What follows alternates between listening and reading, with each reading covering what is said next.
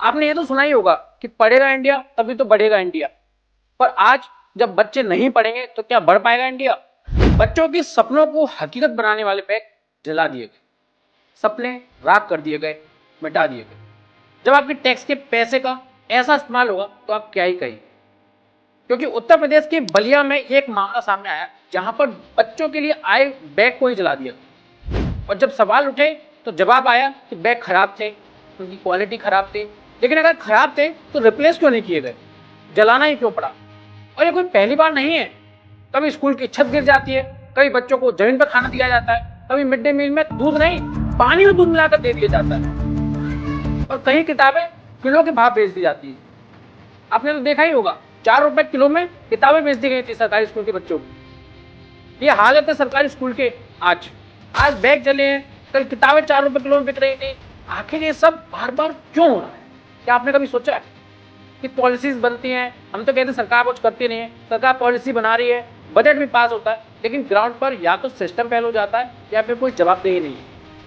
कागजों में सब परफेक्ट होता है, लेकिन बच्चों तक कुछ भी सही से नहीं पहुंचता। और जब बार बार ऐसे मामले सामने आते हैं तो सवाल उठता है, क्या बच्चों के नाम पर निकलने वाला ये पैसा वाकई बच्चों तक पहुंच रहा है, या सिस्टम के अंदर ही कहीं अटका जा रहा है? और ये जीता जागता सबूत है भ्रष्टाचार। एक तरफ प्राइवेट स्कूल जहां फीस, बुक्स, यूनिफॉर्म सब इतना महंगा है, और दूसरी तरफ सरकारी स्कूल जहां बेसिक शिक्षा पर ही सवाल खड़े होते हैं। तो एक आम पेरेंट, एक आम आदमी अपने बच्चों को प्राइवेट स्कूल अफोर्ड तो नहीं कर सकता, तो क्या सरकारी सिस्टम उसके बच्चे के साथ न्याय कर पा रहा है?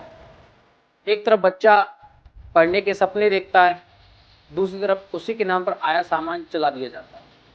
और इस सरकारी स्कूलों की हालत एक दिन में खराब नहीं हुई है, लेकिन जब सिस्टम कमजोर हो जाता है तो उसका असर सबसे पहले गरीब बच्चे पर ही पड़ता है।